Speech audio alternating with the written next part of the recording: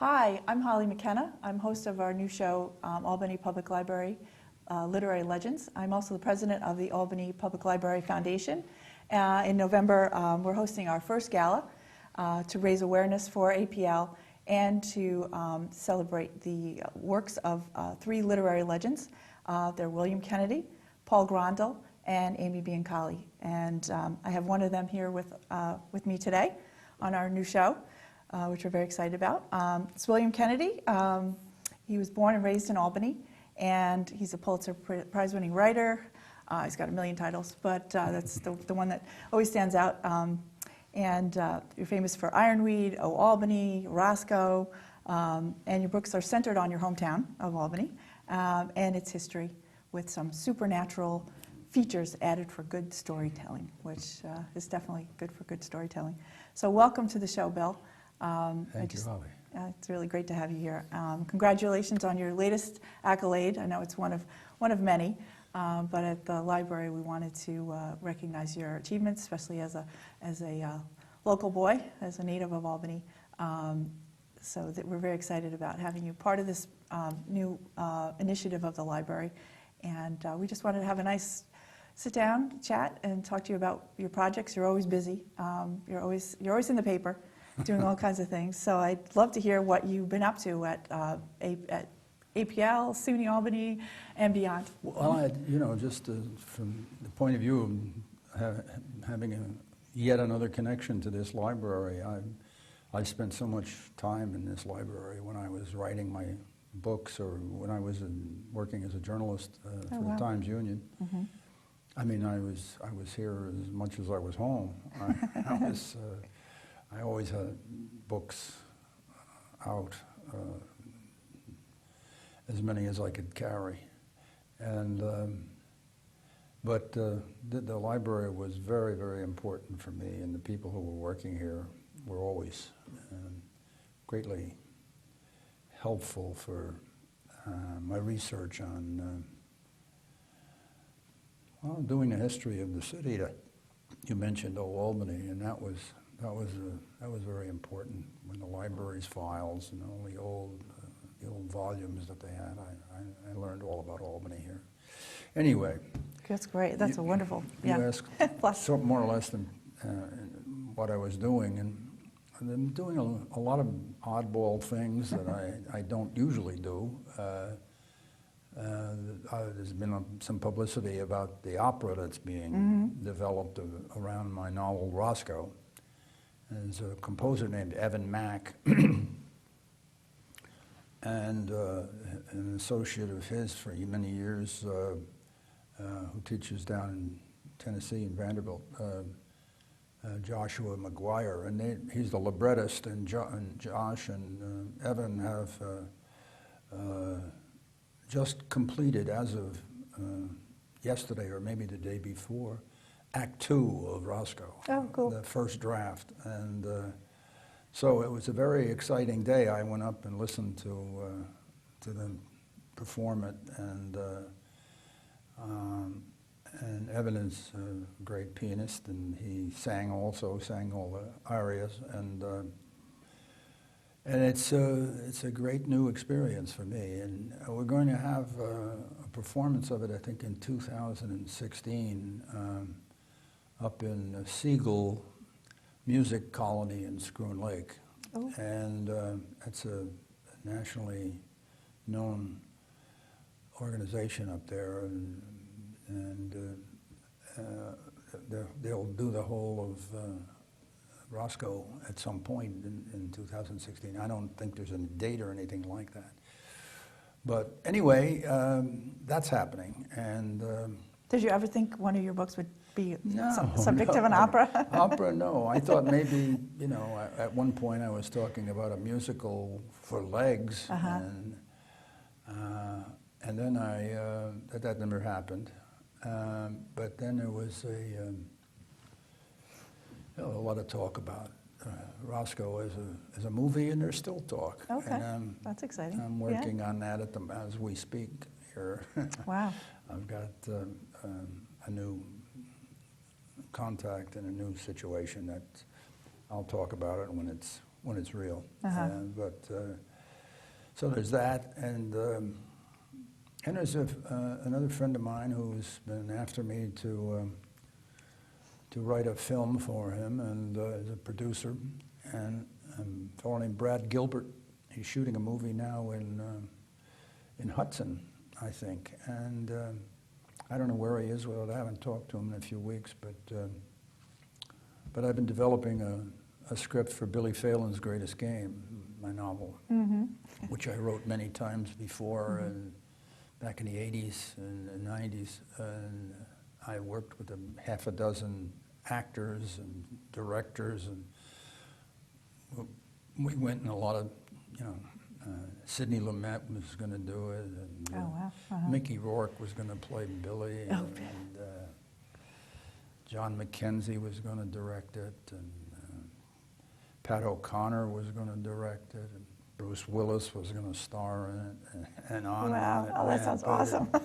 And none of it ever happened. Oh, You okay. know, that's the rule in the Yeah. movies, that your movie projects do not develop. But it's a miracle when they do, as Ironweed was. Yeah, definitely. But we'll see. So that's going. I have a play also, a play that okay. I've been working on for a long time, and Maggie Mancinelli Cahill is. Oh, yeah. Good. She's actually a good friend of She's been mine, reading it yeah. through the Yeah. years, and she's been Awesome. organizing some stage readings for me. And now she wants to do something I think in November at Cap Rep, and we'll have one or two performances, I don't know. Kind of a stage reading again, but it'll be with some actors acting out the parts. It'll be close to a production, but not quite. And I'm still working on the play. I don't think I'll ever stop working on it till I die. Is it like your other work, or is it? Yes, yeah. it's a departure from a novel I wrote called Very Old Bones, about the Phelan family. And Francis Phelan is the principal character of it, and but his siblings, Sarah, his sister Molly, and his brother Tommy, and his brother Peter are the four principals beside himself. And it all takes place in about 16 or so hours, something like that, at the family house on Colony Street. And it's on the occasion of the death of their mother, and it's her wake. And it's the eve of the day of the first night of the wake. And Francis just turns up in Albany. And he's been absent from the family for a number of years, and he's now returned. And it's the same story in a certain sense that as Ironweed, in that he's coming home, but this is not his real home because he was kicked out of this home. When he left his own family and his wife and two children, but he ran away when he dropped his child. But this is 4 years before that. That's the Ironweed story, where he drops his child and he flees and he's gone for 22 years. And this is in 1934, but the family is there. A lot of people will not have known it unless they've read that particular book, which is a full disclosure of the Phelan family. And this is different in a sense that I've changed the time, I've changed the ages of the people, Okay. and I've changed what happens. And it's from what went on in the book. It's like in a new time zone for the Phelans, and a parallel reality, something like that maybe. But it's been dictated by the form, by the play, by my need to create the scenes that the play demanded.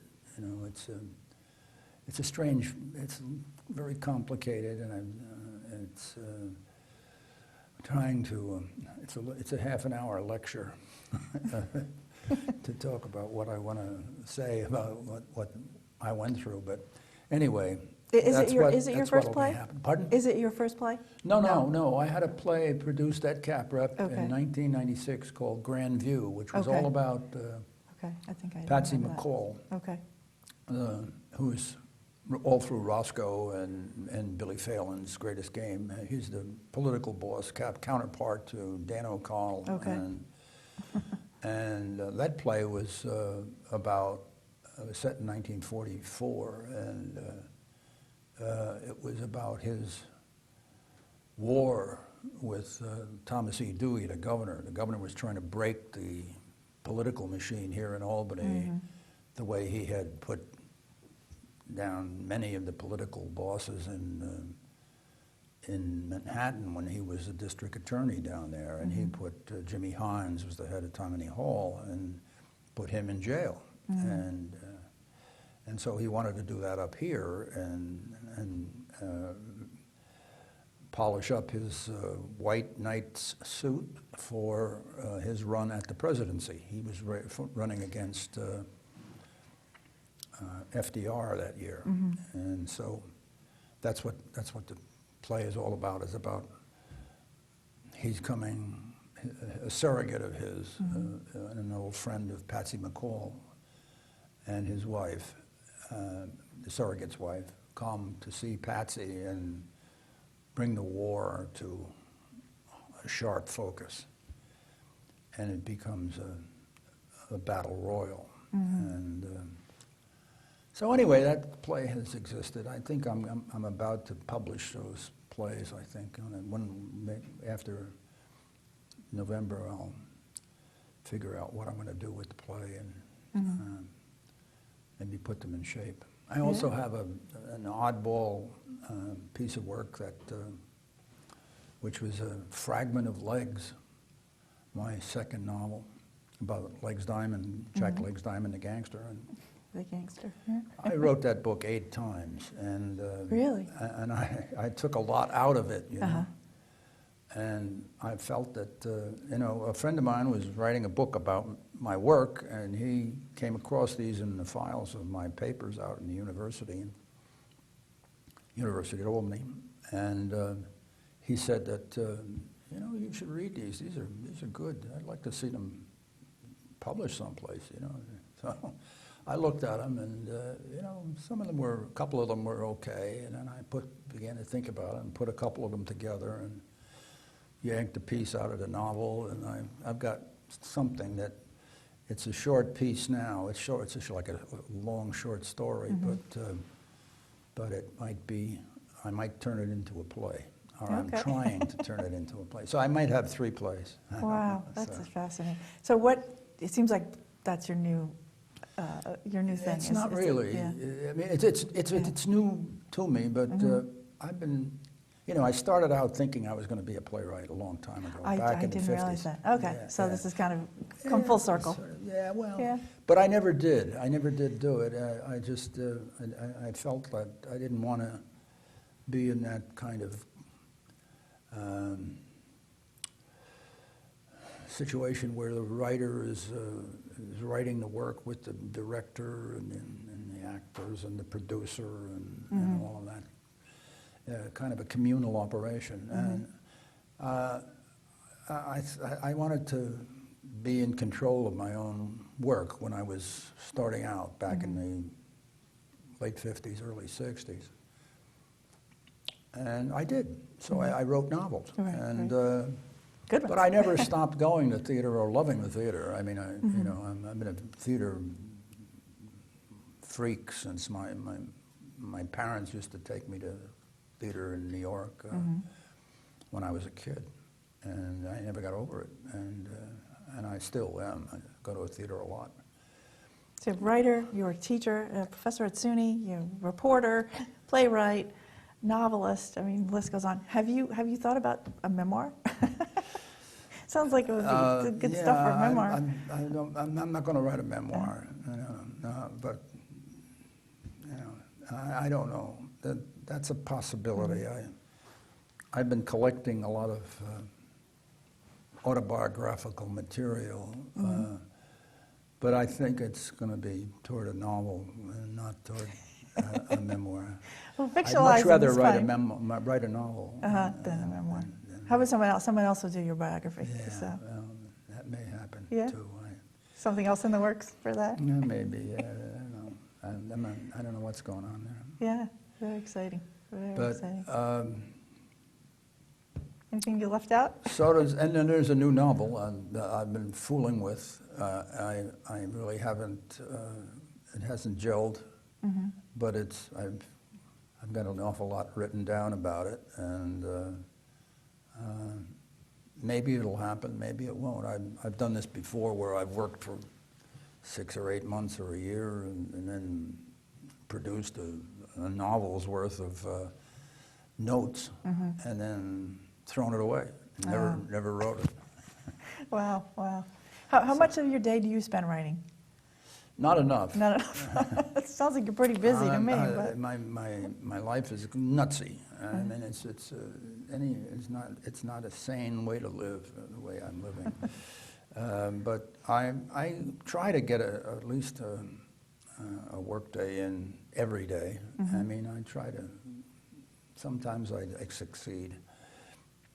I might only get a couple of hours, but if I can, I'll work 5, 6, 8, 10 hours, and I need to. I mean, I got so many things that I've got to finish. In your head, yeah. My head is cooking. You know, wow. Do you wake up with these things in your head? It never goes to sleep. It keeps going on while I dream. Wow, wow. I don't dream about my novels, but I think about them, and I know I'm working because I wake up in the morning and I've solved the problem that I couldn't solve last night. You know. Oh, I love that. Oh, wonderful. So, what do you do in your spare time? Well, my spare time is what I do most.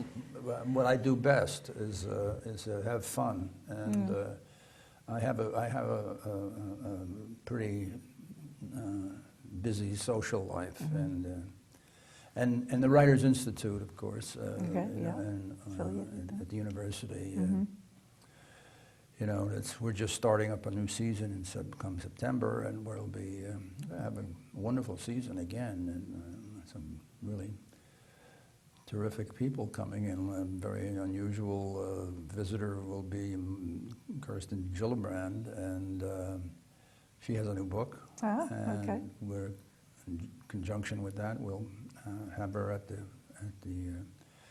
ballroom at the university, and William Gibson, the science fiction writer. My son is a big aficionado, and he's all excited about that. He's going to be over at RPI, which we're co-sponsoring with our RPI. Oh, nice. Okay. And we've got, a number of other people coming who are very, very young writers, established novelists, psychologists.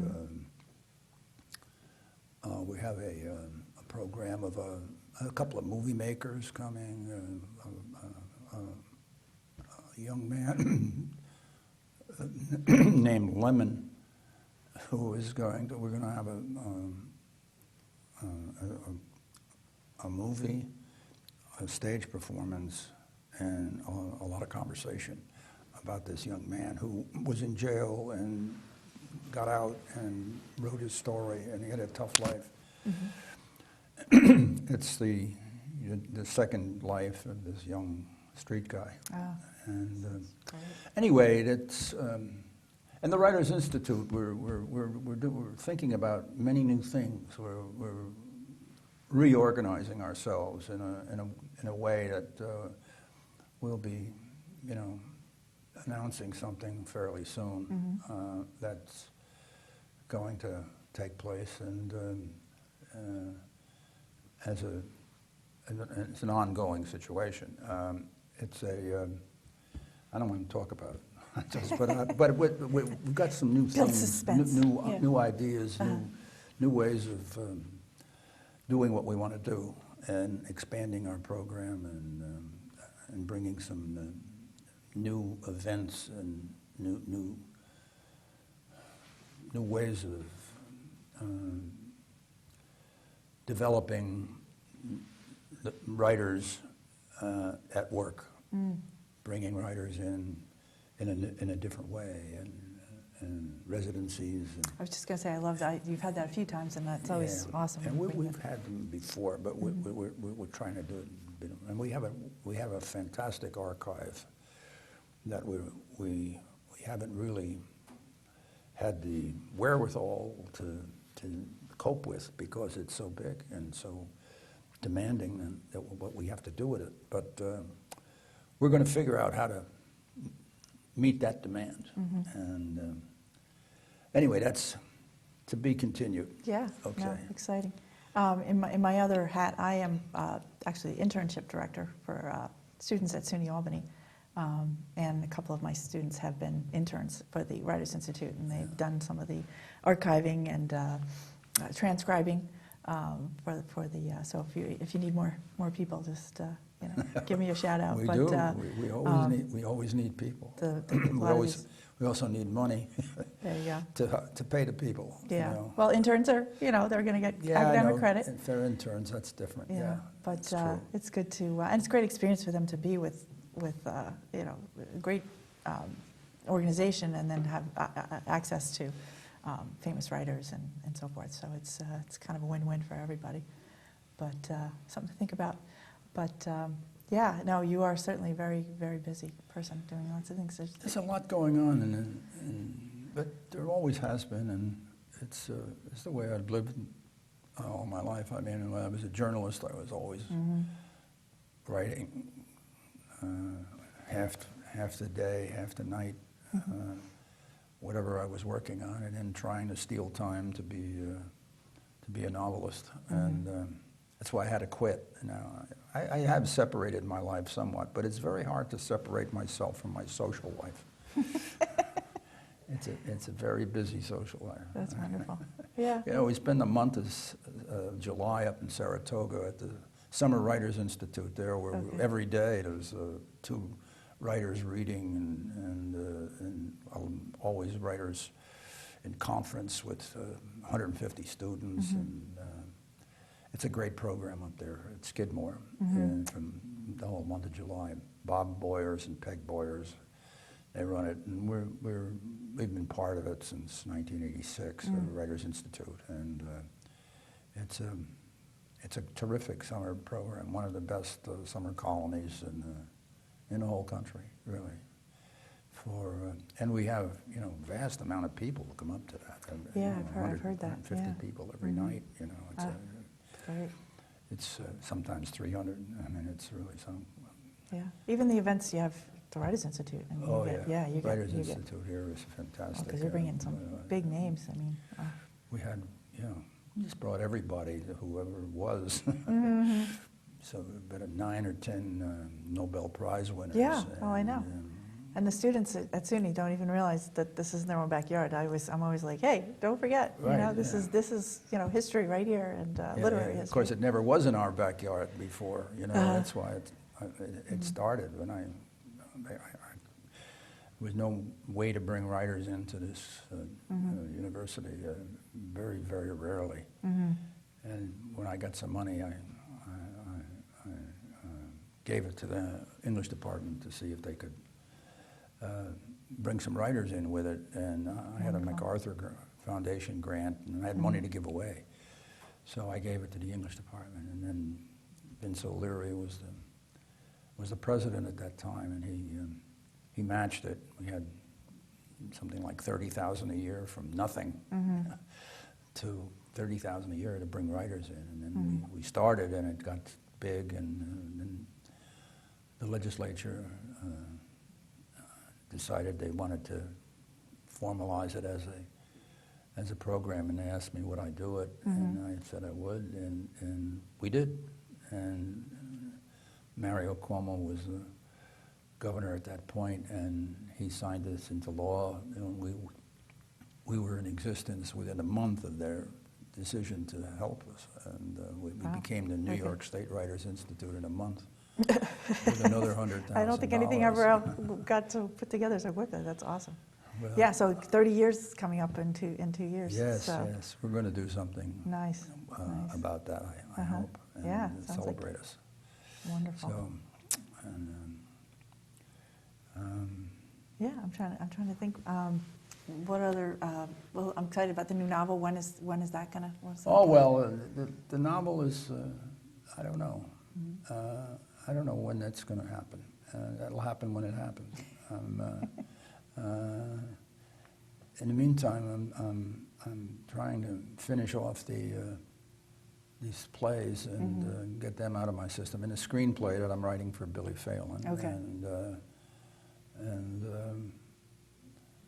So that's close to being finished. I'll get back to the novel fairly soon, I think. And it's an oddball novel, and I'm not sure what I want to do with it. And but it's teasing me, you know, and trying to drive me crazy, as usual. How many novels and plays have there been? I meant to actually. I don't know, tally it all up. a dozen or something like that. Uh-huh. 9 books, 9 novels. I have to count them up. But I've got these 2 plays, and I've written another one-act play I wrote, a kind of comic farce. I wrote Albany. I put together the collection of my essays, which is Riding the Yellow Trolley Car, and I think maybe I could do another collection of something, kind of collection of speeches, or maybe a collection of plays. That'll probably be the next. You could probably do both. thing. Yeah, maybe. The way maybe. you're going. Yeah. Very, very exciting. Whatever. Yeah. Yeah, you live a very full life, I would say. Well, my head is full of things. But Yeah. I'm trying desperately to get rid of them, Like ghosts that keep appearing or something. Yeah. Yeah. Where do you get these? We have just a minute or 2 left. But where do you get these? I mean, some of the, obviously you did a lot of historical research, but the imagination that you have is it's fascinating. So. Well, I mean, where do you get your ideas? It's hard to say. Some of journalism was a great basis for so much of what I did. Ironweed, for instance, that started in part from a series I did on winos when I was working at the Times-Union back in '63, I think it was '64.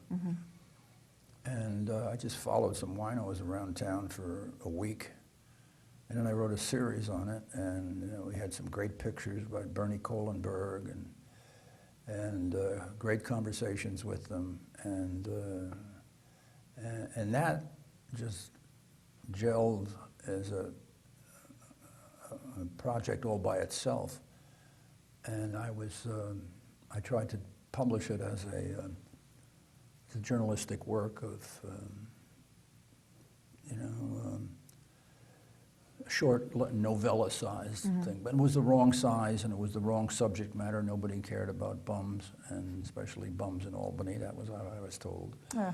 And so I put it aside. But then later, that somewhere up there fused in my imagination with my 3rd novel, which was Billy Phelan's Greatest Game.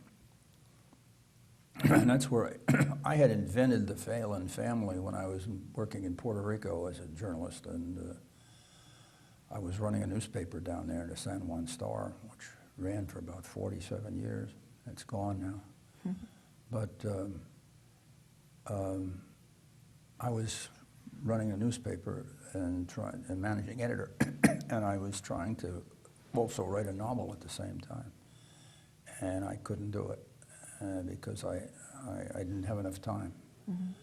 I couldn't stay awake that long all day for both the newspaper and the novel. So I quit the newspaper and I became a part-time Mm-hmm. worker. And I wrote the novel, and the novel was about the Phelan family, and that was based on part of my family that I had grown up with and watched them die one by one, and that was one of my titles of it, One by One. That was one of the, it's not a good title, but it's, but it was a pretty good book, and a lot of people thought so, but it never got published. It wasn't good enough. And so I set it aside, and eventually I came up here, and I tried to publish it again, and it didn't work. So then I got the idea to write a novel about the night world of Albany, and that was my third novel, Billy Phelan's Greatest Game. Mm-hmm. And that was all about the gamblers and the hustlers and the pool and prohibition, leftovers, and it was also about a famous kidnapping of Dan O'Connell's nephew, Johnny O'Connell. And I used that as a background music for the story of Billy Phelan, who's a pool hustler, and he was based on my uncle, Pete McDonald. Who was like a second father to me. He was a great guy. Taught me how to play pool. Not well enough, but... Well, it seems like we're going to have you back on the show to talk. We're running out of time. Running out of time. But this has been wonderful, and I can't wait to hear about all the other new things you'll be involved in, and see you again at the gala in November, Okay. November 15th, Okay. and recognize you and your talents, which are Thank vast. you. Thank you very much, Holly. Very That's exciting. very nice. Thank you for Very joining sweet. us, Thank and you. good to see you. Thank you very Good. much. Bye-bye.